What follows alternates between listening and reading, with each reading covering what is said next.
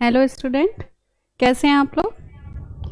चलिए, वैसे तो आज हम लोगों को क्लास लेनी थी रिफ्रैक्शन की, बट हम लोग स्टार्ट कर रहे हैं आज 68 बीपीएससी का पेपर जो अभी हाल ही में आप लोगों ने दिया है।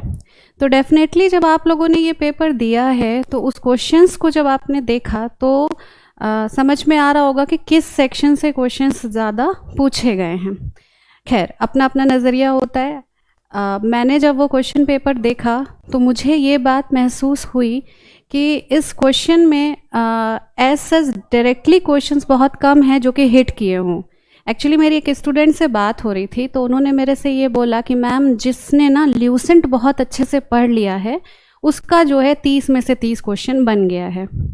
बट शायद ये मेरी अपनी पढ़ाई का नतीजा है या अपब्रिंगिंग का नतीजा है। मैंने कभी शॉर्टकट नहीं देखा। तो जब मैंने क्वेश्चन पेपर देखा तो मुझे ऐसा समझ में आया कि ये क्वेश्चन पेपर में हो सकता है कि 2, 4, 5 क्वेश्चन ऐसे हों जो डायरेक्टली आपके ल्यूसेंट से टकराए हों। और मुझे ल्यूसेंट देखने का टाइम भी नहीं मिला, अदरवाइज़ मैं वो भी आपको करके दिखाती। बट मेरा सोचना ये है कि जब हम लोग अभी क्वेश्चन की एनालिसिस करेंगे तो आप ये समझ पाएंगे कि जो ये क्वेश्चन है ये बेसिकली कंसेप्चुअल बेस्ड क्वेश्चन है। जब इसके पहले मैंने लाइट की क्लास ली थी तो मैंने आपसे यही बात बोली थी कि हमको कंसेप्ट को पकड़ना है। अब ये डिपेंड नहीं करता है कि आप ह्यूमैनिटीज़ बैकग्राउंड से हैं या आप साइंस बैकग्राउंड से हैं, क्योंकि जो साइंस बैकग्राउंड वाले होते हैं उनके कंसेप्ट पे पकड़ हो जाती है पढ़ते पढ़ते। बट ह्यूमैनिटीज़ वालों के लिए क्या होता है कि उनको ये लगता है कि हमें कोई 2-4 क्वेश्चन रट के दे दे, हम उसका आंसर दे देंगे। तो चलिए, सबसे पहले हम इसी बात को देखते हैं कि ये क्वेश्चन रट्टाफिकेशन वाले आए हैं या कंसेप्चुअल बेस आए हैं। तो 68 बीपीएससी को स्टार्ट करते हैं। फर्स्ट क्वेश्चन है हमारा, the parts of the skeleton that are not as hard as bones and which can be bent are called as. First हम इंग्लिश में पढ़ेंगे, उसके बाद जो है हम इसको हिंदी में देखेंगे। कंकाल के वे हिस्से जो हड्डियों की तरह सख्त नहीं होते हैं और जो मोड़े जा सकते हैं वे हैं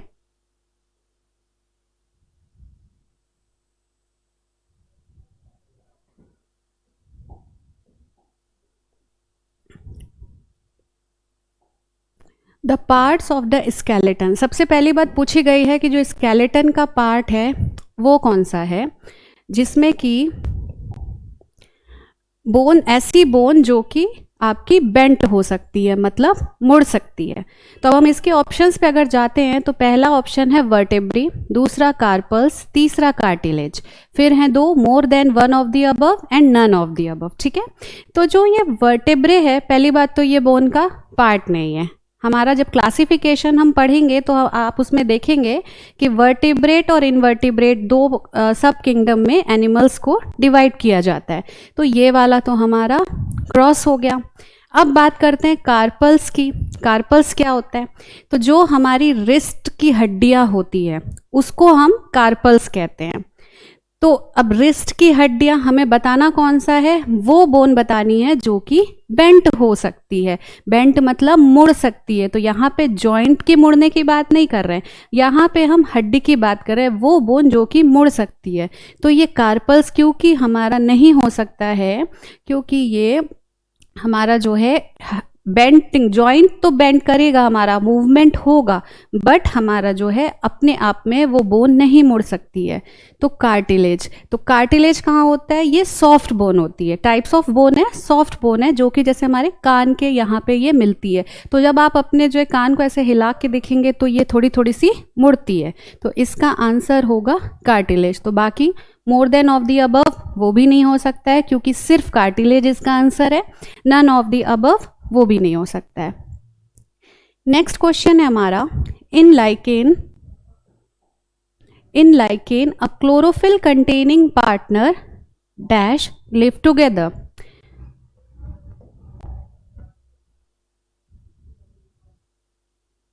ये बार बार मुझे जो है नीचे जाना पड़ेगा, बट लाइकेन में एक क्लोरोफिल युक्त पार्टनर जो कि एक साथ रहते हैं।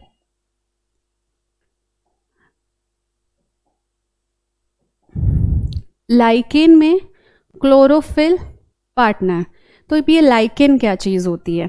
बेसिकली ये लाइकेन सिम्बायोसिस रिलेशन का जो है एग्जाम्पल होता है। सिम्बायोसिस क्या होता है, जब आप उसको देखेंगे तो सिम्बायोसिस एक ऐसा म्यूचुअल रिलेशन होता है जिसमें दो पार्टनर एक साथ आके रहते हैं और एक दूसरे को जो है हेल्प करते हैं। जिसका सबसे बड़ा आपने देखा होगा अमरबेल। अमरबेल क्या होती है, आपने देखा है बड़े बड़े ट्रीज के ऊपर जो है वो घूमती हुई दिखाई पड़ती है। तो अमरबेल में जो है क्या होता है, अमरबेल को सपोर्ट चाहिए होता है, किस लिए, सनलाइट लेने के लिए, तो वो एक ट्री के ऊपर चली जाती है। तो उसी तरीके से, हालांकि अमरबेल तो जो है जस्ट निगेटिव एग्जाम्पल आ जाता है, क्योंकि कहा जाता है कि जिस पेड़ पे जाती है उसको वो सुखा देती है। बट यहाँ पे जो ये इसमें पूछा गया है कि लाइकेन में हमें वो पार्टनर बताना है जो कि हमारा जो है क्लोरोफिल से युक्त है।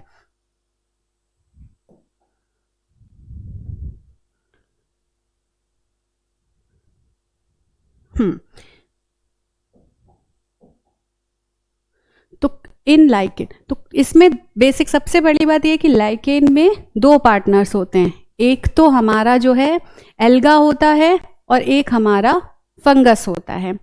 तो बेसिकली इसमें जो ये टिक बाय डिफ़ॉल्ट टिक लगा हुआ है तो इस पे आप मत जाइएगा, क्योंकि ये जो लाइकेन होता है ये हमारा एल्गा और फंगस दोनों का ही जो है सिम्बायोटिक रिलेशन होता है। तो एल्गा जो होता है आपने सुना होगा, एल्गा ब्लू ग्रीन एल्गी होती है, काफ़ी ज़्यादा फेमस है, एजिटोबैक्टर, ये सारी चीज़ें। तो ये जो फंगस होता है ये हमारा कहाँ पे होता है, ये इसके पास अपना कोई भी क्लोरोफिल नहीं होता है। तो ये एक फंगस का आपने देखा होगा कि ब्रेड के मोल्ड में होता है, कई बार ब्रेड हम देखते हैं उसके ऊपर ग्रीन कलर का या फिर वाइट कलर की कुछ फफूंदी सी जैसी जम जाती है, उसको बेसिकली क्या कहते हैं, फंगस कहते हैं। तो अब उसके पास अपना खाने बनाने का कोई भी जो है जरिया नहीं है, क्योंकि ग्रीन प्लांट में जो खाना बनता है वो बेसिकली क्लोरोफिल की जो है प्रेजेंस में बनता है। फोटोसिंथेसिस रिएक्शन डेफिनेटली आप लोगों ने पढ़ा होगा, अगर नहीं भी पढ़ा है तो हम उसको आगे डेफिनेटली क्लास में देखेंगे। तो एल्गा के पास होता है क्लोरोफिल और फंगस के पास होता है सपोर्ट। तो ये म्यूचुअल रिलेशन है कि एल्गा उसको खाना बना बना के देता है और फंगस जो है उसको सपोर्ट देता है, जगह देता है। तो इसका आंसर हमारा ए होगा। बाकी और fungus and bacterium, alga and virus, इनका कोई भी ऐसा लाइकेन का रिलेशन नहीं होता है। नेक्स्ट क्वेश्चन हमारा, female anopheles can be distinguished from female culex because it sits to, इसमें दो मच्छरों के नाम दिए हैं, एक एनाफिलीज और एक क्यूलेक्स। तो इनके बारे में जो है आप जब क्लास 12th के सिलेबस को आप कंसीडर करेंगे तो उसमें देखेंगे जो फीमेल एनाफिलीज होता है उसका जो है जो पैर होता है वो फैटी होता है, और जो फीमेल क्यूलेक्स होता है उसका पैर बहुत ही डेलिकेट सा होता है, एकदम नाजुक सा होता है। तो इसमें पूछा ही ये गया है कि फीमेल एनाफिलीज अगर किसी चीज़ के ऊपर बैठेगी तो वो दूसरे क्यूलेक्स से कैसे डिस्टिंग्विश कर सकते हैं, मतलब उस चीज़ पर कैसे बैठ, हम उसको एनाफिलीज को क्यूलेक्स से कैसे अलग अलग बांट सकते हैं। तो ऑप्शन पे जाते हैं, at right angle to the surface of the substratum. Substratum का मतलब हो गया सतह। तो मैंने आपको ये चीज़ बताई कि इसमें हमें इसी से डिफ्रेंशिएट करना है कि वो किस तरीके से जो उनके बैठने का तरीका है। तो पहला ऑप्शन दिया है कि 90 डिग्री पे बैठती है सरफेस से। दूसरा है at an angle with substratum, मतलब सर्टन किसी एंगल से 60 डिग्री, 45 डिग्री, 90 के अलग से कोई और angle. Parallel to the surface of substratum, मतलब 180 डिग्री पे बैठ रही है। More than of the above और नन ऑफ द अबव। अब इसको हिंदी में देख लेते हैं एक बारी।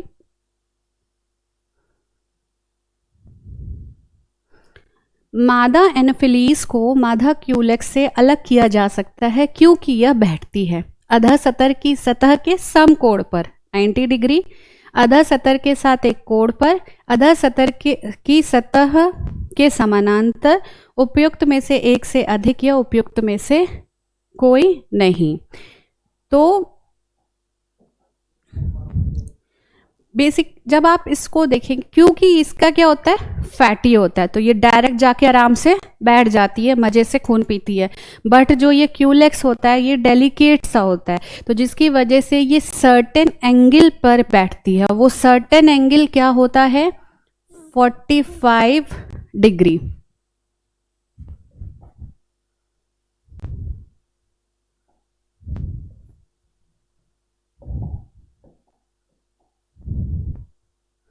तो सर्टेन एंगल कितना होता है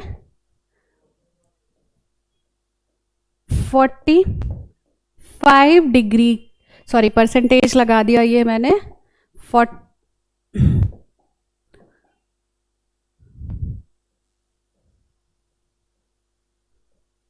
45 डिग्री से सबस्ट्रेटम के एक स्ट्रक्चर पे ये बैठती है। जिस सतह पर ये बैठ रही है उससे इसके पैर का जो एंगल होगा वो 45 डिग्री होगा।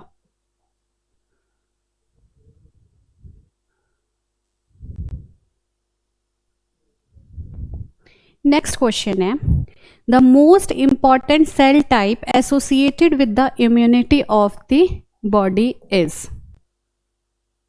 The most important cell type, तो इसमें डिफरेंट टाइप के हमारे ब्लड के सेल्स दिए हुए हैं जिनके बारे में जो है ये पूछ रहा है कि हमारे इम्यूनिटी से रिलेटेड कौन सी सेल है। तो आरबीसी, आरबीसी क्या होता है, red blood cells. Basically RBC का क्या काम होता है, ऑक्सीजनेटेड ब्लड, मतलब ऑक्सीजन को एक तरीके से ये कैरियर की तरह वर्क करता है, कोरियर बॉय की तरह करता है। लंग्स से जो हमारी बॉडी में ऑक्सीजन आती है उसको ले जाता है बॉडी के डिफरेंट पार्ट पर, और वहाँ से जब वो कंज्यूम हो जाता है और जब उसका यूटिलाइजेशन हो जाता है ऑक्सीजन का, तो फिर वहाँ पे कार्बन डाइऑक्साइड आती है, तो वो एक्सचेंज करता है और ये आरबीसी वापस उसको लेकर आता है। तो आरबीसी का इम्यूनिटी से तो कोई काम नहीं है, आरबीसी तो जस्ट केवल क्या है, एक तरीके से कैरियर है। फिर प्लेटलेट्स है, प्लेटलेट्स का क्या काम होता है, फिर प्लेटलेट्स हमारा जहाँ पे जिस जगह हमें चोट लग जाती है, तो चोट लगने वाली जगह पर जो है क्या होता है, यहाँ पे हम कई थोड़े समय बाद देखते हैं वहाँ पे ब्लड क्लॉट होने लगता है। तो जो ब्लड क्लॉटिंग का फंक्शन होता है वो प्लेटलेट्स का काम होता है। लिम्फोसाइट, तो हमारा आंसर जो है वो लिम्फोसाइट होगा। वैसे जो हमारी इम्यूनिटी से रिलेटेड सेल्स होती है, अगर हम ब्लड के कॉम्पोजिशन की बात करें तो ब्लड हमारा आरबीसी से मिलकर बना होता है, डब्ल्यूबीसी से बना होता है, और जो उसका लिक्विड फ्लूइड पार्ट होता है उसे प्लेटलेट्स कहते हैं। तो जो हमारा इम्यूनिटी से रिलेटेड पार्ट होता है उसको WBC कहते हैं या वाइट ब्लड सेल्स कहते हैं। तो अब यहाँ पे क्या है कि वाइट ब्लड सेल्स डायरेक्टली नहीं दिया हुआ है, यहाँ पे दिया हुआ है लिम्फोसाइट। तो जो ये लिम्फोसाइट्स है, जब आप WBC को फर्दर डिटेल में स्टडी करेंगे, क्लास 10th के सिलेबस में ये दिया हुआ है, तो जब आप इसको देखेंगे तो जो WBC है वो काफ़ी सारे सेल्स से मिलकर बना होता है, जैसे साइनोफिल हो गया, मोनोसाइट हो गया, लिम्फोसाइट हो गया। तो यहाँ पे डायरेक्टली ना देकर उन्होंने लिम्फोसाइट स्पेसिफिकली बता दिया कि कौन सी सेल हमारे लिए इम्यूनिटी से रिलेटेड होती है, तो लिम्फोसाइट होती है। तो हमारा आंसर सी होगा।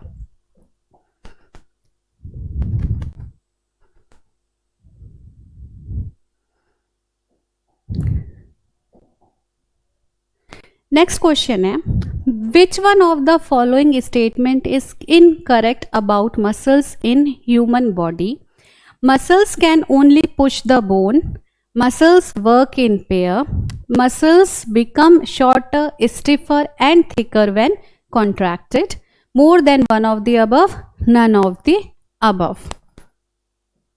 हिंदी में देखते हैं।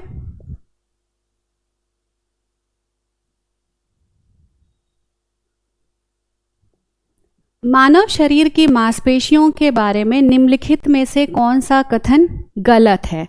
तो यहाँ पे हमें ये वाली बात ध्यान देनी है कि हमसे सही कथन नहीं पूछा है, हमसे गलत कथन पूछा है। तो इसमें से या तो कोई कथन गलत होगा या फिर हमारा जो है एक से ज़्यादा गलत होंगे। तो इसमें सबसे बड़ी बात जो ध्यान देने की, हमसे सही चीज़ नहीं बोली। इस तरह के क्वेश्चन ट्विस्ट होते हैं, कई बार क्या होता है हम रैंडमली फटाफट आंसर लगाते हैं, अच्छा मसल्स का ये वर्क होता है, बट यहाँ पे ध्यान देना है गलत है। तो मांसपेशियाँ केवल हड्डी को धक्का दे सकती हैं, मांसपेशियां जोड़े में काम करती हैं, सिकुड़ने पर मांसपेशियां छोटी, सख्त और मोटी हो जाती हैं। तो ये 3 स्टेटमेंट्स दिए हुए हैं। तो मांसपेशियां हमारी हमेशा पेयर में काम करती हैं। जैसे कि आप लोगों ने हमेशा इस एग्जाम्पल को देखा होगा कि हम लोगों का ये क्या होता है, बाइसेप्स और ट्राइसेप्स। तो जब आप अपने हाथ को इस तरीके से सिकोड़ेंगे तो क्या होगा, हमारी यहाँ की जो मसल्स हैं ये क्या होंगी, सिकुड़ जाएंगी। तो अगर हम बात करें तो बाइसेप्स और ट्राइसेप्स दोनों ही क्या हैं, पेयर में काम कर रहे हैं। मतलब ये वाला स्टेटमेंट हमारा सही है कि muscles always work in a pair. फिर सिकुड़ने पर मांसपेशियां छोटी, सख्त और मोटी हो जाती है। अब आप अपने हाथ को मोड़ के देखिए, आपको क्या दिख रहा है। जब आप लोग यहाँ पे एक्सरसाइज करके आते हैं या किसी तरीके से, तो क्या देखते हैं, जब हम इसको पास में ले रहे हैं तो ये क्या होता है, हमारी शॉर्ट हो रही है और स्टिफ हो रही है, थिक हो रही है। तो हमारा ये वाला स्टेटमेंट भी सही है। तो इसका मतलब मांसपेशियां केवल हड्डी को धक्का देती हैं।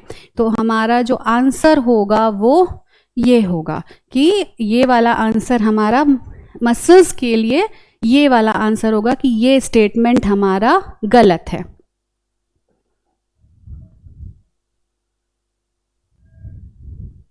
चलिए 6 क्वेश्चन पे आते हैं हम लोग। हिंदी में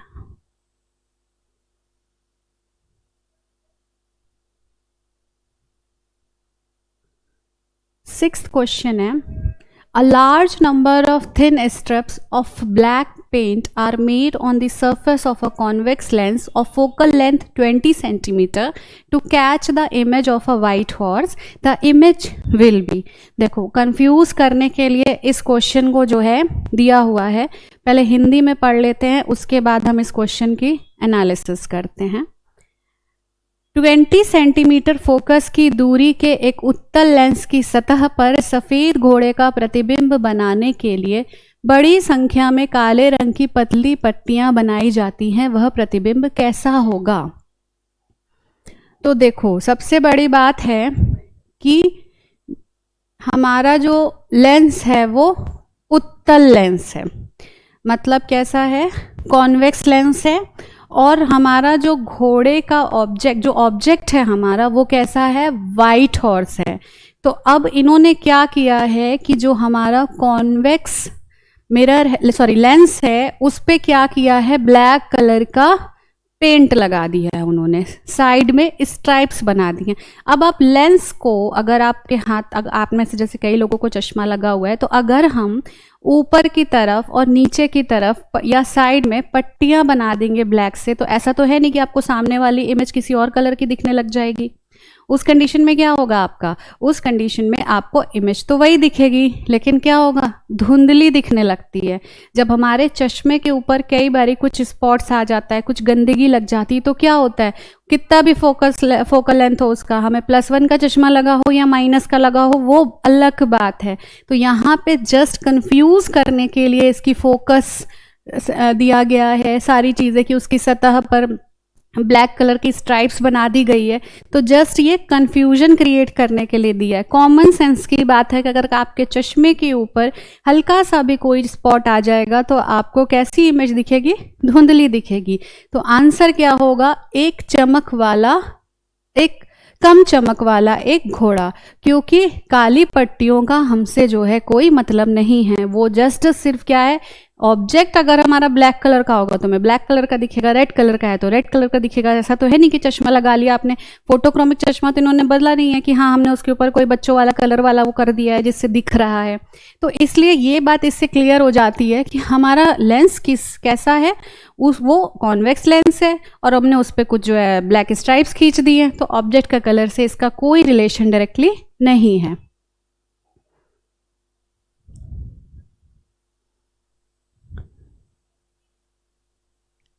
चलिए 7वां क्वेश्चन देखते हैं। देखिए, बड़ा ही अच्छा, बड़ा ही इंटरेस्टिंग क्वेश्चन है ये वाला। Shrillness of sound is determined by. सबसे पहले तो हम ये जानना चाहते हैं कि ये श्रिलनेस क्या होता है। जब आप साउंड लेसन पढ़ेंगे तो उसमें कुछ कैरेक्टरिस्टिक्स ऑफ साउंड आएगी, जिसमें से एक चीज होती है श्रिलनेस। तो इन्होंने पूछा है कि श्रिलनेस ऑफ साउंड किस चीज से हमें पता चलता है।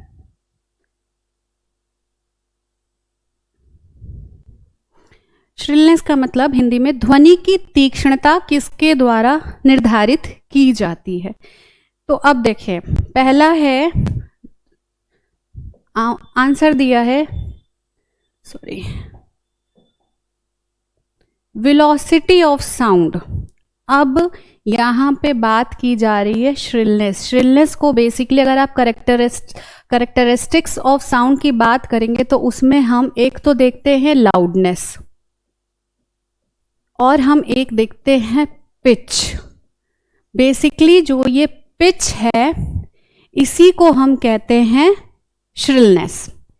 तो अब होता क्या है, इससे क्या मतलब है, जब आप कभी जो है कोई ऐसा इक्विपमेंट, जैसे फॉर एग्जांपल आप मान लीजिए कि कोई स्पीकर खरीदने जा रहे हैं तो उसमें बहुत सारी चीज़ें पूछते हैं, इसका बेस कैसा है, इसकी पिच कैसी है। तो क्या होता है, जैसे बेस देखते हैं, जैसे आवाज़ कैसी आती है बेस की, धम धम धम धम, और अगर जो है श्रिलनेस होती है तो पतली आवाज़ आती है। तो इसीलिए जो जेंट्स या बॉयज़ जो होते हैं उनकी आवाज़ कैसी होती है, लाउड होती है और भारी होती है, और जो लेडीज़ होती हैं उनकी आवाज़ एज़ कम्पेयर टू पतली होती है, श्रिल होती है। तो ऐसा क्या होता है कि ये तो हो गया हमारा, इसका मतलब हुआ कि पिच या श्रिलनेस का क्या मतलब है, आवाज़ जो कि पतली होगी उसको हम कहेंगे श्रिलनेस। अब श्रिलनेस डिपेंड किस पे करती है, ध्वनि के वेग पर। अब वेलोसिटी ऑफ साउंड, साउंड कितनी तेजी से जा रहा है, कितनी तेजी से नहीं जा रहा, उसकी स्पीड क्या है, इससे उसके पिच पर कोई फर्क नहीं पड़ेगा। तो फर्स्ट ऑप्शन हमारा क्या होगा, गलत हो जाएगा।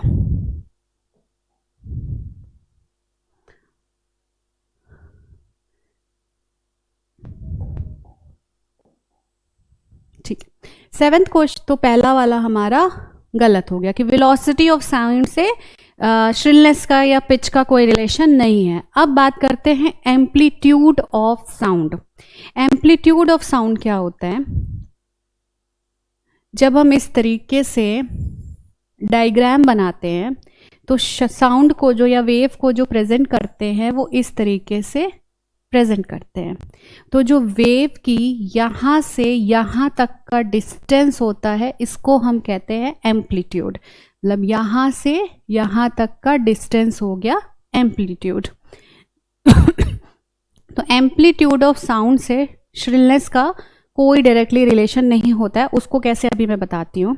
अब एक चीज़ और होती है, मेरे अकॉर्डिंग देखो यहाँ पे मैं एक बात बताना चाह रही हूँ, मुझे ऐसा लगता है कि इसका ऑप्शन होगा नन ऑफ द अबव, लेकिन आपके बीपीएससी की तरफ से जो आंसर की आई है उसमें आंसर दिया है वेवलेंथ ऑफ दिस साउंड। तो इसको भी एक बारी हम समझ लेते हैं, बट मेरे अकॉर्डिंग इसका आंसर होगा फ्रीक्वेंसी, और क्योंकि फ्रीक्वेंसी ऑप्शन में नहीं है तो नन ऑफ द अबव होना चाहिए। अब फ्रीक्वेंसी क्या होती है, जब हम जैसे एक चीज़ तो ये होगी, अब क्या होगा कि जो हाई पिच की चीज़ें होती है उनमें क्या होता है, इस तरीके से उनमें वेवलेंथ ट्रैवल करती है। तो अब अगर हम बात करेंगे फॉर एग्जांपल, अगर हम यहाँ फ्रीक्वेंसी मेजर करेंगे तो यहाँ पे एक राउंड यहाँ पे आके यहाँ पे हमारा यहाँ से चली और यहाँ आके हमारी कंप्लीट हुई। अगर हम फ्रीक्वेंसी देखें तो इसकी फ्रीक्वेंसी 1 आ जाएगी, लेकिन 1 सेकेंड में, मान लो 1 सेकेंड में इसने एक ये राउंड कंप्लीट किया, सर्कल कंप्लीट किया, तो इसकी फ्रीक्वेंसी 1 आ गई। अब अगर हम इसको जो है इस वाले की बात करें तो यहाँ से स्टार्ट हुई यहाँ 1, उसी 1 सेकेंड में यहाँ से फिर स्टार्ट हुई 2, यहाँ से स्टार्ट हुई 3, तो इसकी फ्रीक्वेंसी आ जाएगी 3। तो जो हमारी क्या होता है कि कितने सेकंड में उसने कितनी वेवलेंथ ट्रेवल करेगी उसको हम कहते हैं फ्रीक्वेंसी। तो वैसे वेवलेंथ ऑफ साउंड कह सकते हैं, वेवलेंथ बेसिकली क्या होता है, यहाँ से यहाँ तक की दूरी। तो हो सकता है उन्होंने उस तरीके से बोला हो, बट मेरे अकॉर्डिंग अगर हम इसको बोलें तो जो है हमारा श्रिलनेस डायरेक्टली फ्रीक्वेंसी से जो है डायरेक्टली प्रोपोर्शनल टू फ्रीक्वेंसी होता है। जैसे जैसे फ्रीक्वेंसी बढ़ेगी, नंबर ऑफ ये आपकी वेवलेंथ बढ़ेगा, वो वैसे ही आपका क्या होगा, आवाज़ आपकी श्रिल हो जाएगी। अब आप इसका एग्जाम्पल ओपेरा हाउस का आपने बहुत जगह देखा होगा कि फॉरेन कंट्रीज़ में तो इसको जो है बहुत ज़्यादा फेमस है ओपेरा हाउसेस। तो वहाँ पे क्या होता है कि वो लोग अपनी आवाज़ को इतना ज़्यादा पाते हैं, वाइब्रेट करते हैं कि उसके ज़रिए कांच का ग्लास भी टूट जाता है। तो ये क्या है, ये पिच की वजह से होता है। तो उसी को हम जो है, मेरे अकॉर्डिंग आंसर होना चाहिए none of the above, but आपके वहाँ पे दिया है वेवलेंथ ऑफ द साउंड।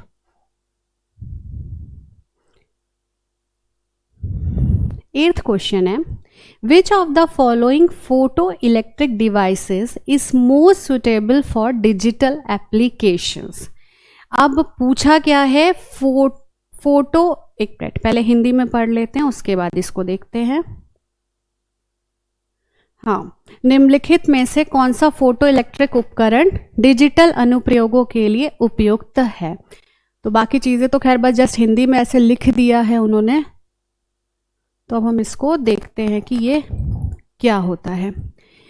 तो फोटो इलेक्ट्रिक डिवाइस, सबसे पहले फोटो इलेक्ट्रिक डिवाइस क्या होती है। फोटो मतलब होता है फोटॉन, फोटॉन का मतलब होता है सनलाइट। तो हमें ऐसी डिवाइस बतानी है जो कि इनमें से किसी चीज़ पर डिपेंड करती है, और हमें ये बताना है कि कौन सी चीज़ है जिस पर डिपेंड करती है। तो फोटो डायोड और photo voltage, actually photo emitter मतलब हुआ जो फोटोन रिलीज करती है, तो ये वाली चीज़ तो हमारी नहीं होगी। अब बात करते हैं फोटो डायोड और फोटो वोल्टेइक सेल।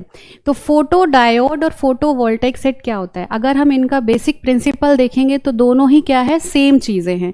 इसमें क्या होता है, पहले हम फोटो डायोड देख रहे हैं, उसके बाद फिर हम फोटो वोल्टेइक देखेंगे।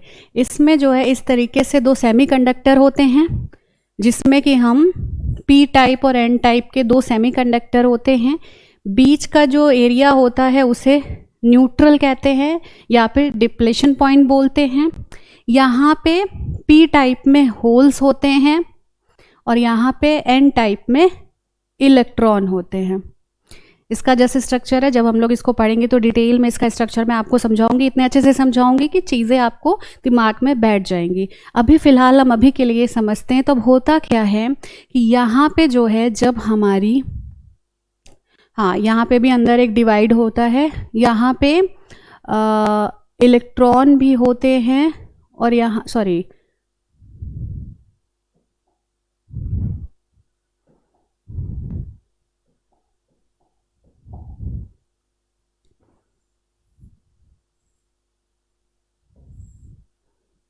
इधर पी टाइप, इधर एन टाइप, ये हमारा न्यूट्रल, यहाँ पे जो है हमारे पॉजिटिव और नेगेटिव चार्जेस होते हैं, यहाँ पे इलेक्ट्रॉन होते हैं और यहाँ पे होल्स होते हैं। इसको हम एक बैटरी से कनेक्ट कर देते हैं।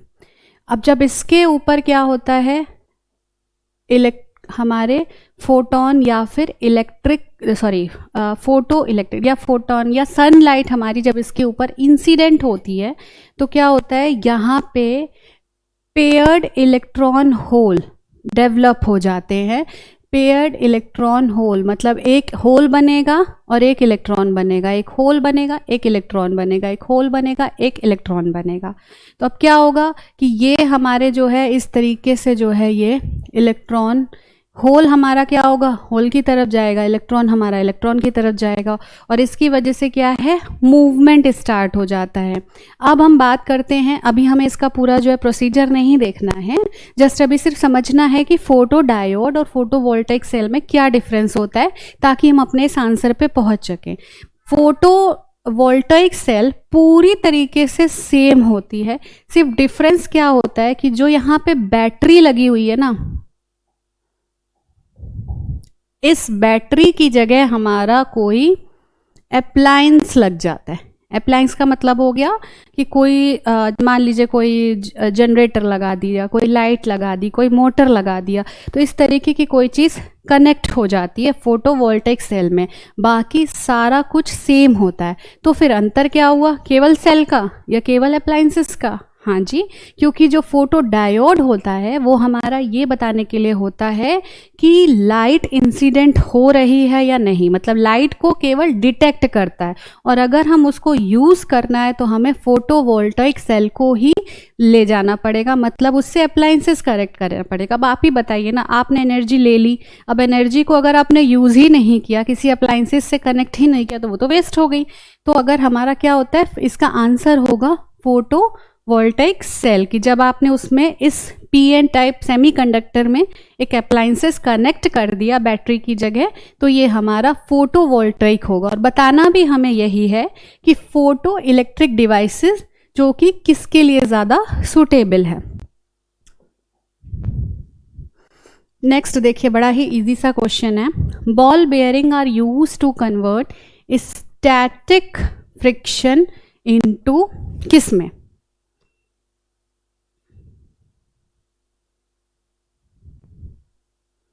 बॉल बेयरिंग का उपयोग स्थैतिक घर्षण को निम्नलिखित में से किस में परिवर्तित करने के लिए किया जाता है?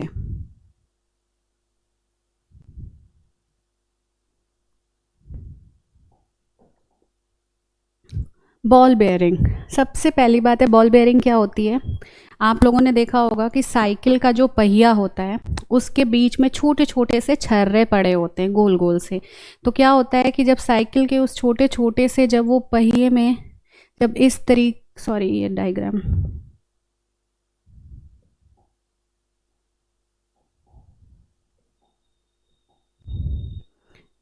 इस तरीके से एक, मान लीजिए आपका एक पहिया है, पहिए के बीच वाला हिस्सा है, यहाँ पे क्या होता है कि इस तरीके से छोटे छोटे छर्रे डाल दिए जाते हैं कि जब वो घूमेगा तो क्या होगा, हमारा घर्षण कम होगा। मतलब बॉल बेयरिंग क्या होता है, स्टैटिक फ्रिक्शन को चेंज करता है किस में, रोलिंग फ्रिक्शन में। रोलिंग मतलब क्या होगा, जब ये हमारी जो है, जब ये मूवमेंट होगा इस तरीके से तो ये भी क्या होंगे, ये भी रोल रोल गोल गोल घूमने लगेंगे, और जब इनमें गोल गोल घूमेंगे तो इनमें भी एक फ्रिक्शन होगा, मतलब घर्षण उत्पन्न होगा। जब कोई चीज़ आपस में टकराती है या घिसटती है तो उसको हम घर्षण कहते हैं। तो इसमें ये इसीलिए होता है। तो इसका क्या है, रोलिंग फ्रिक्शन हो गया। जो बॉल बेयरिंग बेसिकली क्या है, रोलिंग फ्रिक्शन के लिए यूज़ होती है। ड्रैग हो नहीं सकता, ड्रैग का मतलब होता है किसी चीज़ को खिसकाना, तो ड्रैगिंग फ्रिक्शन तो हमारा यहाँ पे हो नहीं रहा है क्योंकि ये इसके ऊपर रोल कर रहा है। स्लाइडिंग फ्रिक्शन मतलब खिसकना, तो ये भी नहीं हो सकता है। तो हमारा आंसर होगा रोलिंग फ्रिक्शन। तो बॉल बेयरिंग किस लिए यूज कर जाती है, स्टैटिक फोर्स, मतलब स्टैटिक फ्रिक्शन मतलब जो रुका हुआ फ्रिक्शन है, जब मूवमेंट होगा तो उसकी वजह से ये जो है रोलिंग फ्रिक्शन में कन्वर्ट हो जाएगा।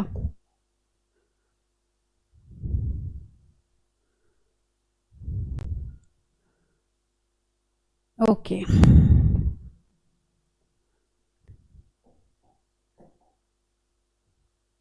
ये क्लास 9th का क्वेश्चन है। अ गोलकीपर, मतलब क्लास 9 का क्वेश्चन नहीं है, बेसिकली क्लास 9 के सिलेबस में दिया हुआ है। A goalkeeper in a game of a football pulls his hands backward after holding the ball shot at the goal, this enables the goalkeeper to. तो सबसे पहले तो हमें ये कह क्या रहा है क्वेश्चन, वो देखना है।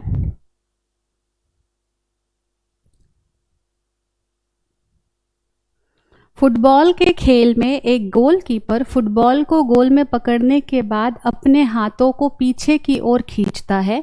यह गोलकीपर को किस प्रकार सक्षम बनाता है?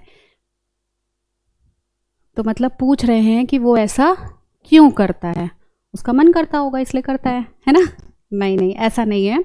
होता क्या है कि जब कोई चीज़ हमारे पास बहुत फोर्स के साथ आ रही होती है और हमें उसको कैच करना होता है। अब आप देखिए, अब आप एक इमेजिन करिए, आप सबने डेफिनेटली एक क्रिकेट का मैच देखा होगा।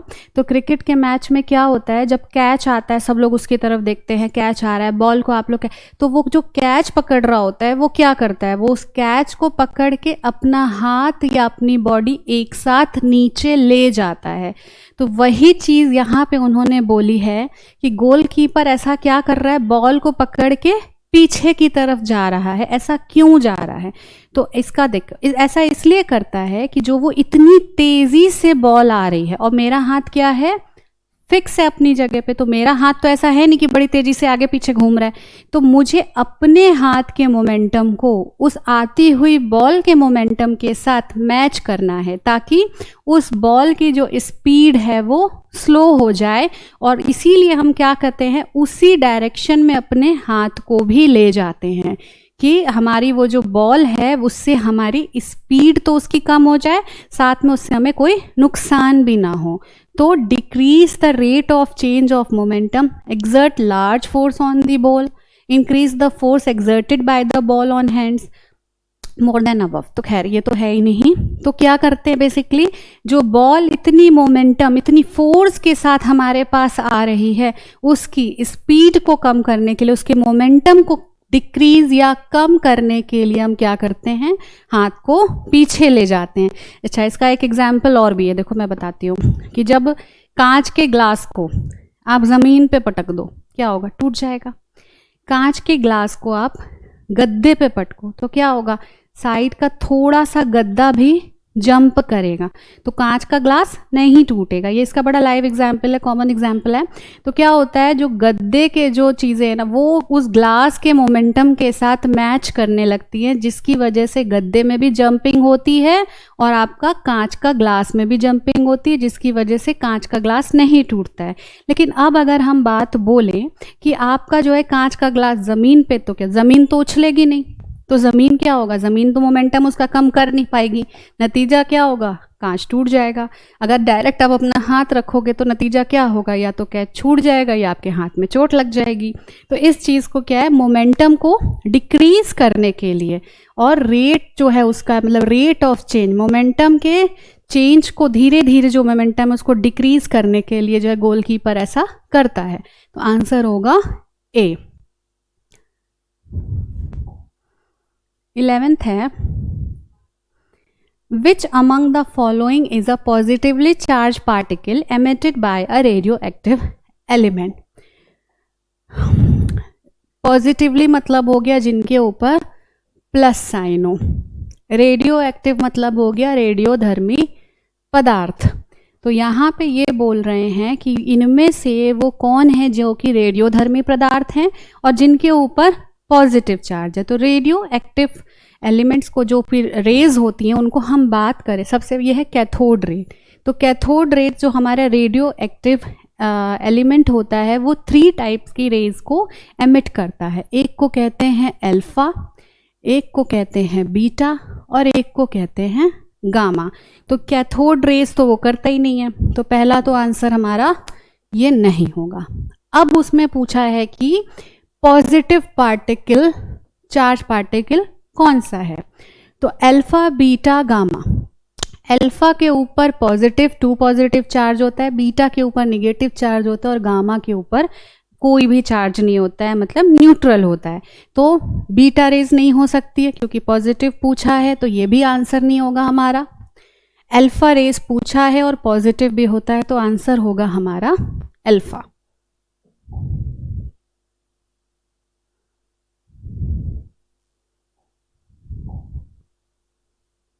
Centripetal force is responsible to,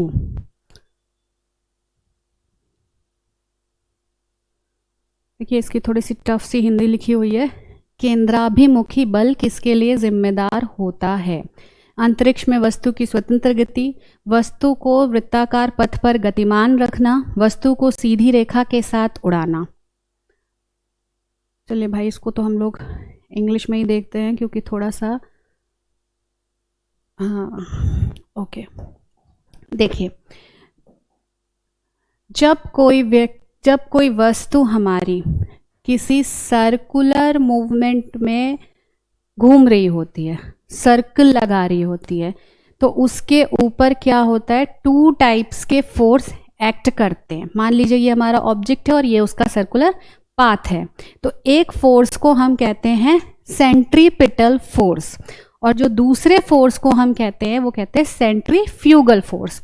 तो सेंट्रीपिटल फोर्स हमारा अंदर की तरफ लगता है, सेंटर ऑफ द कर्वेचर, मतलब सेंटर ऑफ द ये सर्कुलर पाथ, और जो सेंट्रीफ्यूगल फोर्स होता है वो बाहर की तरफ लगता है। तो अब इसको कैसे हम देखते हैं, आपने ये वाला एग्जाम्पल डेफिनेटली छोटे क्लासेस में पढ़ा होगा कि एक या किया भी होगा कि हम एक धागे से एक पत्थर को बांधते हैं और उसको गोल गोल गोल गोल घुमाते हैं।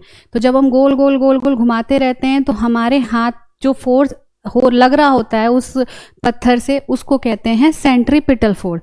फिर सडनली हम क्या करते हैं, उस धागे को छोड़ देते हैं, तो वो धागा जाके, वो पत्थर जाके कहीं दूर गिर जाता है। तो वो क्यों जाता है, सेंट्रीफ्यूगल फोर्स की वजह से। तो क्वेश्चन में ये पूछ रहा है कि ये जो सेंट्रीपिटल फोर्स होता है ये क्या करता है। तो ये independent motion of the object in space. तो जो आसमान में जो भी चीज़ें हैं, मतलब सॉरी अंतरिक्ष में, स्पेस बोला है, अंतरिक्ष में जो फ्री मूवमेंट हो रहा है ऑब्जेक्ट का, आपको पता है वहाँ पे ग्रेविटेशन फोर्स नहीं है, तो जिसकी वजह से अगर कोई भी चीज़ हमारी अंतरिक्ष में या स्पेस में जाती है तो वो फ्री मूवमेंट करती है। तो अब उसमें क्या होता है कि ये क्यों मूवमेंट हो रहा है, तो इसका हमारा इस सर्कुलर पाथ से कोई लेना देना है, क्योंकि वहाँ ग्रेविटी नहीं है, इस वजह से कोई चीज़ जाती है तो मूवमेंट होता है। तो पहला आंसर तो ये हमारा नहीं होगा। Keep the body moving along a circular path, fly the object along a straight line. तो अब तीसरा वाला भी नहीं हो सकता है, क्योंकि स्ट्रेट लाइन से तो इसका लेना देना कुछ है ही नहीं।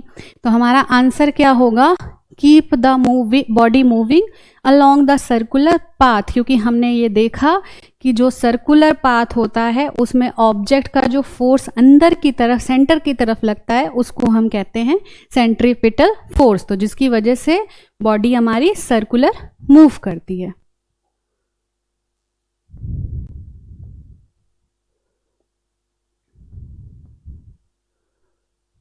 चलिए 30 number question, which of the following energy changes involve frictional force. फिर से देखिए ये दूसरा क्वेश्चन आया है, पहले हमने देखा था स्टैटिक फ्रिक्शन का। फ्रिक्शन का मतलब क्या होता है कि जब दो चीज़ें आपस में घिसटती है तो क्या होता है। तो विच ऑफ द फॉलोइंग एनर्जी, मतलब अब ये पूछ रहा है कि एनर्जी कौन सी चेंज हो रही है। Kinetic energy to heat energy, potential energy to sound energy, chemical energy to heat energy. चलो 3 ही पूछा है, तो अब हम इसमें एक एक एनर्जी को देखते हैं। एक मिनट, पहले क्वेश्चन हिंदी में देखें। निम्नलिखित में से किस ऊर्जा परिवर्तन में घर्षण बल शामिल होता है। घर्षण मतलब घिसटना। तो गतिज ऊर्जा से ऊष्म ऊर्जा, मतलब काइनेटिक एनर्जी, मतलब वो एनर्जी जो कि किसी चीज़ के चलने से होती है और कन्वर्ट हो रही है हीट एनर्जी में। स्थितिज ऊर्जा से ध्वनि ऊर्जा। तो देखो अब स्थितिज ऊर्जा की बात कर रहे हैं, मतलब स्टैटिक फोर्स है, और उस पे जो है ध्वनि ऊर्जा मतलब साउंड एनर्जी। तो यहाँ साउंड एनर्जी का तो कोई मतलब है नहीं, क्योंकि यहाँ तो बात क्या हो रही है कि जब आप इसका सीधा सा देखो, आप अपने हाथ को रगड़ो तो क्या होगा, थोड़ी देर बाद आपको हीट महसूस होगी। तो इसका आंसर जो हमारा होगा कि जब हम काइनेटिक फोर्स, मतलब जब हम अपने हाथ को मूवमेंट करके फ्रिक्शन करते हैं, काइनेटिक एनर्जी हमारी चेंज होती है हीट एनर्जी में, जिसकी वजह से आंसर होगा ये ए वाला। बाकी केमिकल एनर्जी है, हीट एनर्जी, इससे हमारा कोई मतलब नहीं है।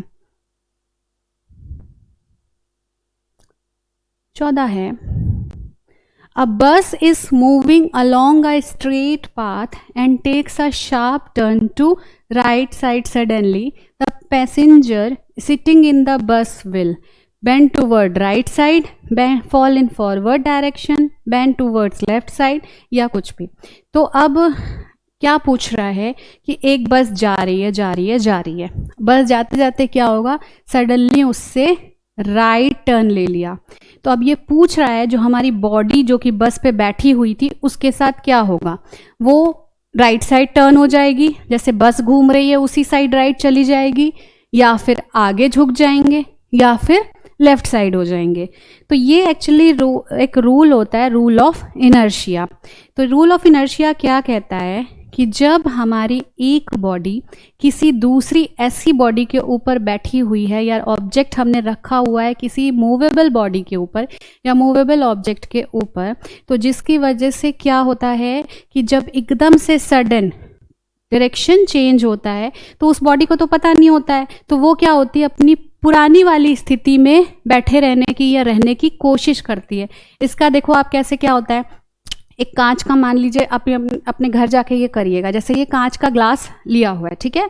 अब इस कांच के ग्लास के ऊपर हम क्या करेंगे, एक सिक्का रख देंगे, कॉइन रख देंगे, और इस कांच के ग्लास, अभी तो खैर इस पे साइड में वो बना हुआ है, मान लीजिए एक पेपर रखते हैं आप, ठीक है। तो अब इस कांच के ग्लास को आप क्या करेंगे कि इस पे कॉइन को अगर आप जल्दी से, काफ़ी तेज़ी से इस चीज़ को हटाएंगे तो उस सिक्के को नहीं पता होगा कि हमें भी इसके साथ जाना है, तो सिक्का क्या होगा, कांच के ग्लास में नीचे चला जाएगा।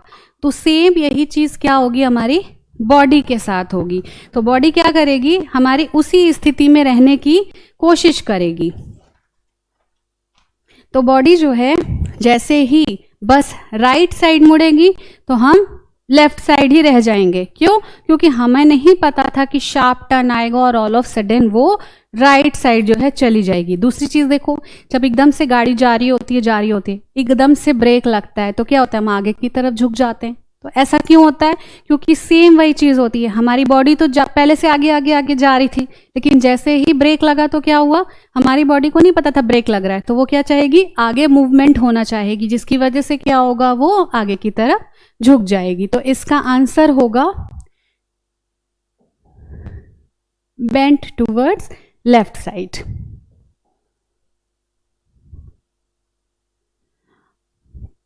Before playing the orchestra in a musical concert, a sitarist tries to adjust the tension and pluck the string suitably. By doing so, she is adjusting. देखो साउंड से ये दूसरा एक क्वेश्चन आया है, पहले इसको हिंदी में देख लेते हैं। एक संगीत कार्यक्रम में ऑर्केस्ट्रा बजाने से पहले एक सितार वादक तनाव को समायोजित करने की कोशिश करता है और स्ट्रिंग को उपयुक्त रूप से बांधता है। ऐसा करके वह क्या ठीक करने की कोशिश करता है? मतलब पूछ रहे हैं कि भाई वो ऐसा क्यों कर रहा है, उसका मन कर रहा है कि भाई हम आज तो टाइट करेंगे तो करेंगे, ऐसा तो नहीं है, कुछ तो रीज़न होगा। एक्चुअली जब हम सितार की बात करते हैं तो सितार किस चीज़ पे डिपेंड करता है? सितार की जो आवाज़ होती है, एक तो लेंथ पे डिपेंड करता है कि उसकी लेंथ ऑफ वायर कितनी है, तो उससे क्या होगा, उस स्ट्रिंग से वैसी आवाज़ आएगी। फिर क्या होता है, थिकनेस ऑफ द वायर होती है। तो क्या अब क्या है, सितार की तो अपनी थिकनेस जो साउंड है, अपनी लेंथ है, बट दूसरे जो वहाँ पे और सारे जो रखे हुए हैं इक्विपमेंट्स, उनके साथ क्या होगा कि उनके साथ तो जो है उसको अपना तालमेल बैठाना होगा। तो उस कंडीशन में, क्योंकि भाई वो अपना सुर अपना आलापेगा, वो अपना सुर अपना, मान लीजिए आप ही चार जो ये लोग बैठे हुए हैं, आप चारों लोग एक जगह बैठे हुए हैं, अब कोई एक टॉपिक पे मान लीजिए मैं आपको कोई गाना देती हूँ, चारों अपने अपने उस पर गा रहे हैं, तो फिर क्या होगा, वो बड़ा शोर हो जाएगा, किसी को भी समझ में नहीं आएगा। तो आप लोग क्या करोगे, जिसकी आवाज़ तेज़ होगी वो अपनी धीरे करेगा, जिसकी धीरे है वो तेज करने की कोशिश करेगा, ओवरऑल क्या होगा, एडजस्ट करने की कोशिश करोगे। तो यहाँ पे भी वो क्या करता है, अन्य वाद्य यंत्रों की फ्रीक्वेंसी के साथ सितार की फ्रीक्वेंसी को मैच करने की कोशिश करता है। फ्रीक्वेंसी वही, उसको मैच करने की कोशिश करता है।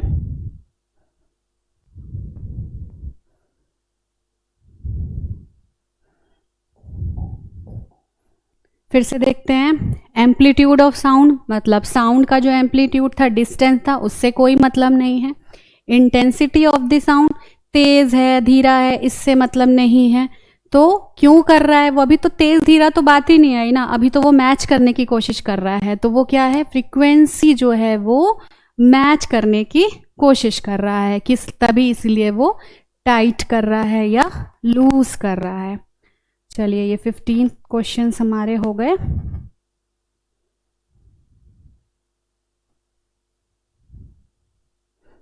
ओके, 16th क्वेश्चन है, a form of matter has no fixed shape but it has a fixed volume, an example of this form of matter is. ये तो देखिए बच्चों वाला क्वेश्चन है कि मैटर के कौन कौन से 3 टाइप्स के मैटर होते हैं, सॉलिड, लिक्विड एंड गैस।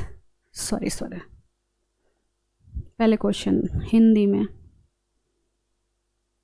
पदार्थ के एक रूप का कोई निश्चित आकार नहीं होता है, लेकिन एक इसका निश्चित आयतन होता है। पदार्थ के इस रूप का एक उदाहरण है। तो इसको हम हिंदी में ही देख लेते हैं, चेंज करते हैं तो टाइम वेस्ट होता है।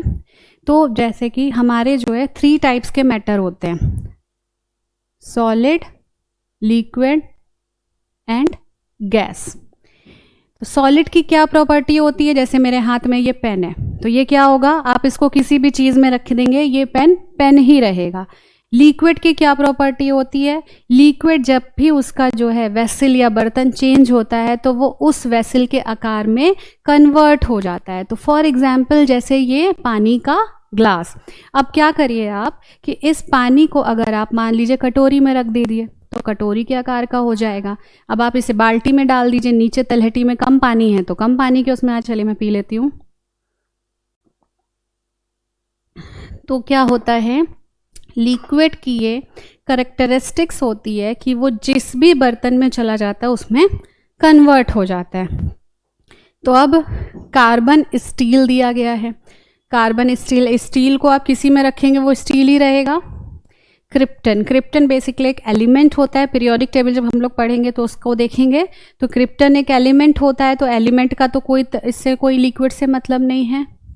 मिट्टी का तेल, ये क्या हो गया, लिक्विड है, तो मिट्टी के तेल को जिस वेसल में रख देंगे उसी के तरीके का हो जाएगा। लेकिन हाँ, एक बात ये भी है कि अब ऐसा नहीं है कि 50 ml आपने मिट्टी का तेल लिया है, केरोसिन ऑयल लिया है और उसको आप 100 ml की बॉटल में रख दे तो ऑटोमेटिक वो क्या होगा, रेप्लिकेट करके जो है वो 100 ml हो जाएगा। नहीं, उसका जो वॉल्यूम होगा 50 ml वो फिक्स रहेगा, सिर्फ शेप चेंज हो जाएगा। तो वही पूछा है कि उसका कोई भी निश्चित आकार नहीं है, मतलब आकार चेंज हो रहा है इसका एक, लेकिन एक निश्चित या फिक्स्ड वॉल्यूम होता है। तो इसका एक एग्जाम्पल क्या हो गया, जो है केरोसिन ऑयल, क्योंकि ये लिक्विड है।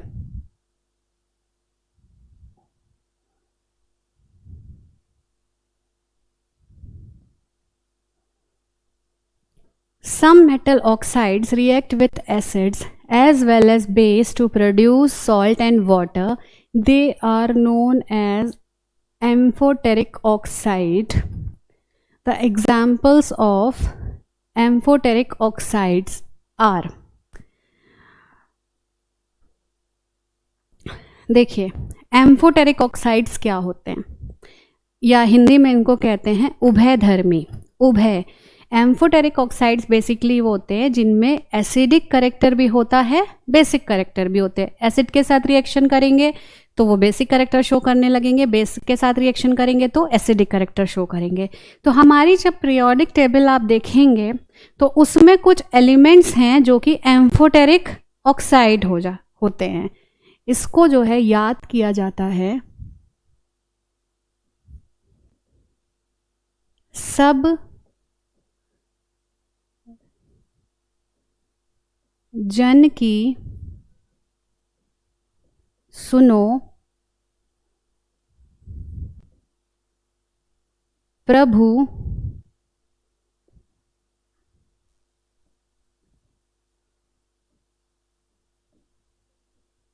अल्लाह। सब जन की सुनो प्रभु अल्लाह की हटा दीजिए। याद कैसे करते हैं, एम्फोटेरिक ऑक्साइड्स कौन कौन से हैं पहले मैं उसको बता रही हूं। सब मतलब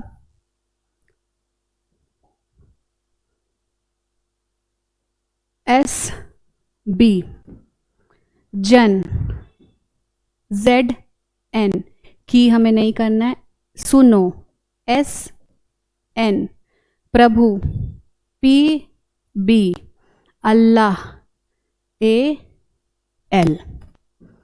तो ये एक ट्रिक होती है याद करने की कि एम्फोटेरिक ऑक्साइड्स कौन कौन से होते हैं। सब जन की सुनो प्रभु अल्लाह। तो अब SB हो गया हमारा एंटीमनी, ZN हो गया जिंक, SN हो गया टिन, PB हो गया लेड और AL तो एल्युमिनियम। तो अब इसमें आप देखिए कौन कौन से एलिमेंट आपके प्रेजेंट हैं।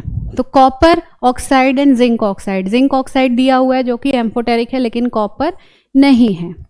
एल्यूमिनियम का ऑक्साइड एंड जिंक का ऑक्साइड, देखिए एल्यूमिनियम दिया है और जिंक दिया है तो ये दोनों ही एम्फोटेरिक हैं। फिर उसके बाद एल्यूमिनियम का दिया हुआ है कॉपर का, तो कॉपर देखा इस लिस्ट में कॉपर हमारा नहीं है, मतलब ये एम्फोटेरिक नहीं है।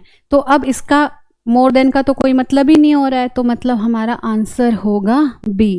तो इसको आप नोट डाउन कर लीजिए, ये एम्फोटेरिक या उभयधर्मी। हालांकि जब हम लोग पीरियोडिक टेबल पढ़ेंगे तो इस तरीके की बहुत सारे ट्रिक दूंगी आपको जिसमें आप एलिमेंट्स को लर्न ईजिली कर पाएंगे।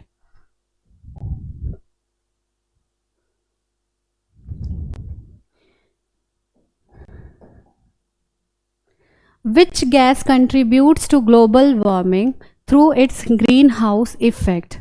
अब ग्रीन हाउस इफेक्ट में वो कौन सी गैस हैं जिनकी वजह से, इसको हिंदी में पढ़ने की तो मेरे ख्याल से ज़रूरत नहीं है, आप समझ रहे हैं कि ग्रीन हाउस गैसेस जो है, ग्रीन हाउस इफेक्ट क्या होता है कि जब हमारी पृथ्वी की जो है सतह गर्म होती है और ऊपर हमारी कुछ गैसेस होती हैं जो कि नेगेटिव इम्पैक्ट डालती हैं, और जब यहाँ से गर्मी जाती है तो वो इन्वायरमेंट में वो गैसेस उनको ट्रैप कर लेती हैं, जिसकी वजह से वो क्या होता है ऊपर आसमान में नहीं निकल पाती हैं और हमारी जो पृथ्वी का टेम्परेचर है वो बढ़ने लगता है। इसी को हम क्या कहते हैं, ग्लोबल वार्मिंग। तो ग्लोबल वार्मिंग बहुत डिटेल टॉपिक है जिसको हम अलग से काफ़ी अच्छे से पढ़ेंगे। बस यहाँ पे इतना समझिए कि ग्रीन हाउस कुछ गैसेस होती हैं जैसे कार्बन डाइऑक्साइड, नाइट्रस ऑक्साइड और मीथेन। इसके अलावा एक और इम्पॉर्टेंट ग्रीन हाउस गैस होती है CFC, क्लोरोफ्लोरोकार्बन। ये रिलीज़ होती है हमारे जितने भी ये फ्रिज टीवी वगैरह से जिसमें गैसेस यूज़ होती है, तो फ्रिज से बेसिकली ये यूज़ होती है। तो ये 4 गैसेस हैं जो कि बहुत ज़्यादा इम्पॉर्टेंट इम्पैक्ट डालती हैं। तो अब बाकी और भी कुछ गैसेस हैं बट यहाँ पे मेनली ये है। तो इसमें ये तीनों का नाम दिया हुआ है। तो कार्बन डाइऑक्साइड भी ग्रीन हाउस गैसेस है, नाइट्रस ऑक्साइड भी ग्रीन हाउस गैसेस है, मीथेन भी है। तो इसका आंसर होगा मोर than one of the above, मतलब एक से ज़्यादा इसके जो है आंसर है।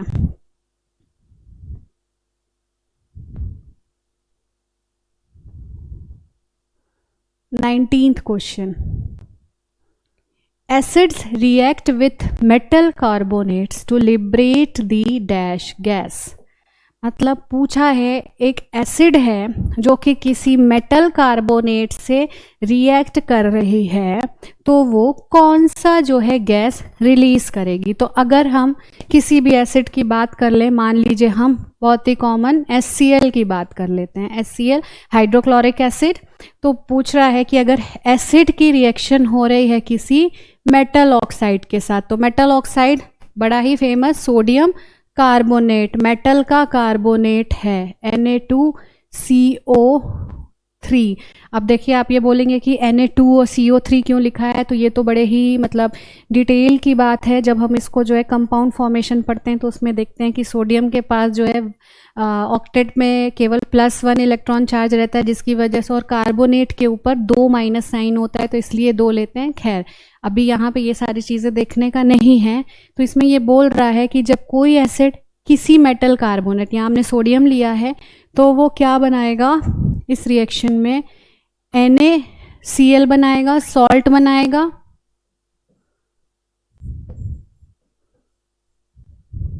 सॉरी ये Na स्मॉल होगा, और कार्बन डाइऑक्साइड गैस रिलीज होगी। तो इसका आंसर होगा बी, क्योंकि हाइड्रोजन गैस नहीं रिलीज होती है, कार्बन डाइऑक्साइड गैस होती है। तो कार्बन मोनोऑक्साइड गैस कब होती है? कार्बन मोनोऑक्साइड एक प्रोसेस होता है स्मेल्टिंग या कैल्सिनेशन। जब हमारे पास इनसफिशिएंट अमाउंट ऑफ ऑक्सीजन होती है तब हमारा कार्बन डाइऑक्साइड नहीं बन पाता है, उस केस में हमारा कार्बन मोनोऑक्साइड बनता है। तो ये कार्बन मोनोऑक्साइड ही वो है जबकि हमारे गाड़ियों से जो है रिलीज होता है। क्योंकि आप समझ रहे हैं कि इनसफिशिएंट अमाउंट ऑफ ऑक्सीजन का क्या मतलब है, कि गाड़ियों का जब कोई गाड़ी चल रही है तो उसका जब इंजन चलता है तो वहाँ पे ऐसा तो है नहीं कि हर तरह ऑक्सीजन कहाँ प्रेजेंट है, हमारे एनवायरनमेंट में प्रेजेंट है। तो जब वो बंद सिलेंडर के अंदर बर्निंग या कंबशन का प्रोसेस हो रहा है तो वहाँ पे सफिशिएंट अमाउंट ऑफ ऑक्सीजन नहीं पहुँच पाती है, तो जिसकी वजह से और ज़्यादा डेंजरस कार्बन मोनोऑक्साइड गैस निकलती है। तो इसका आंसर होगा, हालांकि हम देखते हैं, कार्बन डाइऑक्साइड।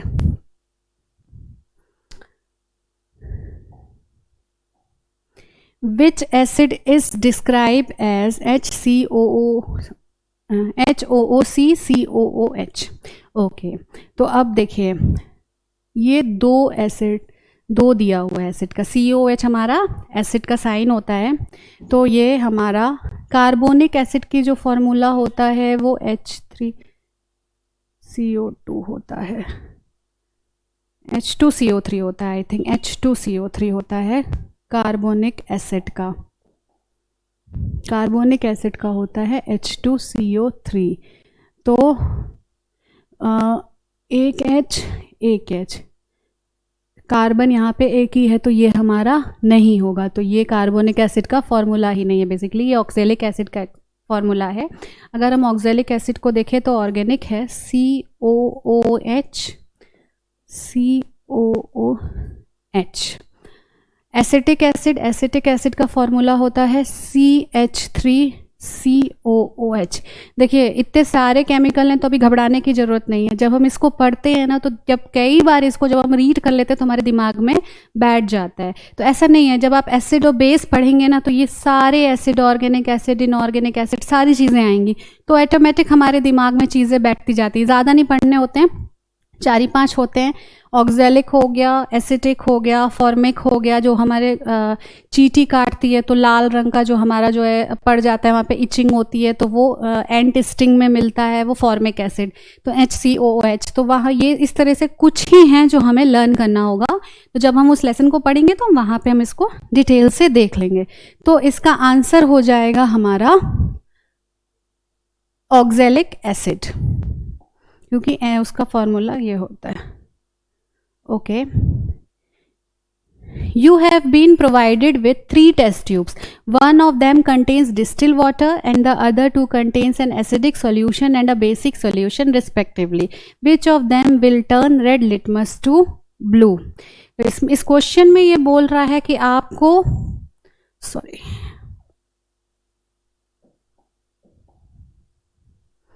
3 टेस्ट ट्यूब दी गई है, मान लीजिए A, B और C, और इसमें एक में हमारा डिस्टिल वाटर है, एक में हमारा एसिडिक सॉल्यूशन है और एक में हमारा बेसिक सॉल्यूशन है।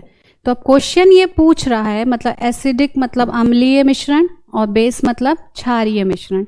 तो अब इसमें क्वेश्चन ये पूछ रहा है कि अगर हम इसमें से रेड लिटमस ब्लू किस सॉल्यूशन में हो जाएगा। तो जैसे कि डिस्टिल वाटर जो है, डिस्टिल वाटर की अपने आप में कोई कैरेक्टरिस्टिक्स नहीं होती है, ना वो एसिडिक होता है ना वो बेसिक होता है, वो न्यूट्रल होता है। तो ये पहला वाला तो डिस्टिल वाटर तो हमारा नहीं होगा।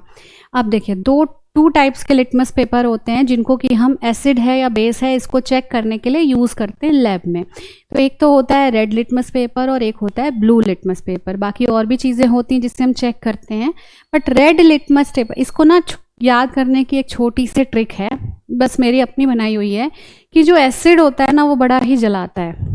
एसिड अगर कहीं पड़ जाता है तो जलन होती है, जलन होती है तो स्किन हमारी रेड हो जाती है। तो जब भी एसिडिक सॉल्यूशन होगा तो वो रेड लिटमस को ब्लू कर देगा, और जो बेस होगा वो शांत वाला होता है, तो बेस क्या करता है, ब्लू लिटमस पेपर को रेड लिटमस पेपर में टर्न कर देता है। तो अब यहाँ पे आपका एक क्वेश्चन बन सकता है कि मैम मान लीजिए मेरे पास एसिडिक सॉल्यूशन है और हमारे पास ब्लू लिटमस पेपर है, तो अब एसिडिक सॉल्यूशन का काम तो ये है कि वो रेड को ब्लू में कन्वर्ट करेगा, बट हमारे पास लिटमस पेपर ही ब्लू है, तो क्या होगा, तो कोई चेंज नहीं होगा, उस कंडीशन में कोई चेंज नहीं होगा। तो red litmus paper basically acidic जो है एसिड में ब्लू में कन्वर्ट हो जाएगा। तो अगर आप उस ट्रिक से देखेंगे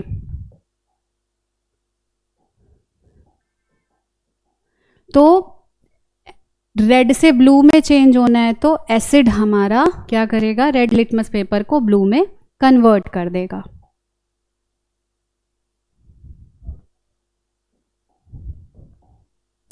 the odour of acetic acid resembles that of, देखो फिर से एसिटिक एसिड का जो है ये क्वेश्चन आ गया। एसिटिक एसिड ऑर्गेनिक एसिड होता है, तो the odour of the acetic acid, acidic acid की खुशबू या महक किसकी तरीके से होती है, तो एसिटिक एसिड एक लैटिन वर्ड एसिटम से मिलकर बना होता है, और एसिटम का अगर हम हिंदी में देखें तो या उसका हिंदी में मतलब होता है सिरका, और अगर इंग्लिश में देखें तो विनेगर। तो एसिटिक एसिड की स्मेल होती है विनेगर की तरह।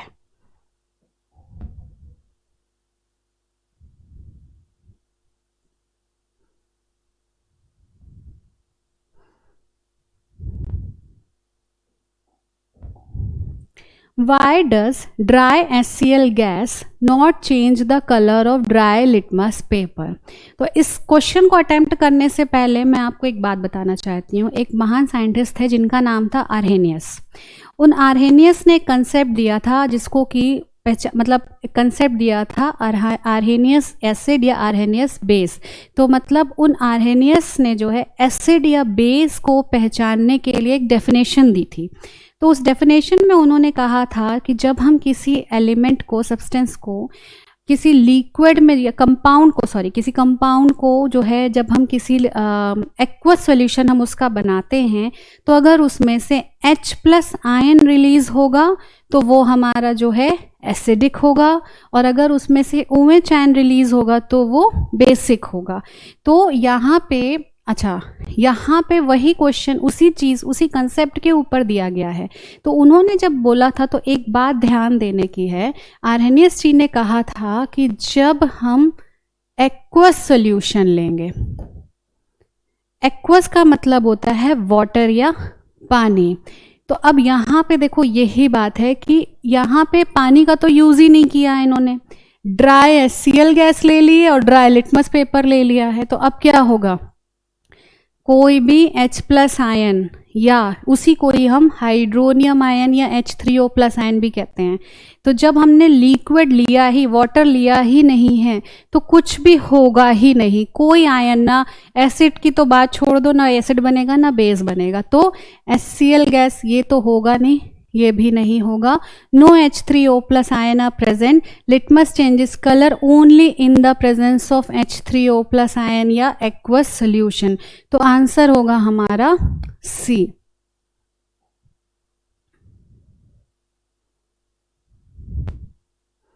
ये वाला जो क्वेश्चन है ये थोड़ा सा जो है, थोड़ा सा ट्रिकी है, ज़्यादा ट्रिकी नहीं है। अगर इसको डायरेक्ट देखोगे तो 1 मिनट में लगेगा कि नहीं, इसमें से कोई आंसर नहीं होगा। Detect the odd one out, ripening of food, setting of cement, burning of coal. तो फर्स्ट टाइम अगर आप देखेंगे तो आपको ये लगेगा कि सेटिंग ऑफ सीमेंट और बर्निंग ऑफ कोल, ये दोनों कैसा है, एक्सोथर्मिक रिएक्शन है, मतलब इसमें से क्या है, हीट निकल रही है बहुत ज़्यादा। लेकिन यहाँ पे एक्चुअली जो उन्होंने कंसीडर किया है ना, वो उन्होंने कंसीडर किया है केमिकल चेंज को। तो जब भी हमारा कोई, राइपनिंग ऑफ फ्रूट का मतलब होता है फल का पकना, तो जब भी हमारा फल पकता है तो क्या करते हैं, केमिकल एनर्जी हमारी, केमिकल चेंज हो जाता है राइपनिंग ऑफ फ्रूट में। सेटिंग ऑफ सीमेंट भी क्या होता है, लिक्विड सीमेंट हमारा जो है कन्वर्ट हो जाता है हार्ट में, तो वो भी कैसा हो जाता है, हमारा केमिकल चेंज है। बर्निंग ऑफ कोल, तो बर्निंग ऑफ कोल भी हमारा एक केमिकल प्रोसेस है। तो यहाँ पे हमें एक्सोथर्मिक को कंसीडर नहीं करना है, हमको जो है केमिकल चेंज को देखना है। तो मतलब इसका आंसर होगा नन ऑफ द अबव। चलिए ठीक है, इसके आगे के जो क्वेश्चंस हमारे कुछ बच रहे हैं उसको हम नेक्स्ट क्लास में देखेंगे। Thank you.